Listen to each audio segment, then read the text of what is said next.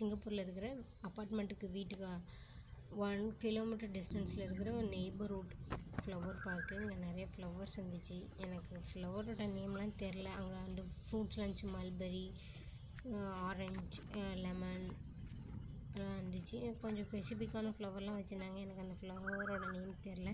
பார்க்குறதுக்கு ரொம்ப மைண்ட் ரிலாக்ஸாக ரொம்ப ஹாப்பியாக இருந்தது.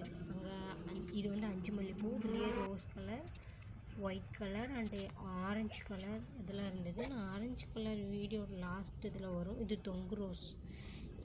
இது வந்து பிங்க் கலர். இதுலேயே ரெட் இருக்குது அண்டு ஸ்கை ப்ளூ கலர் கூட இருக்குதுன்னு நினைக்கிறேன். எனக்கு சரியாக தெரியல.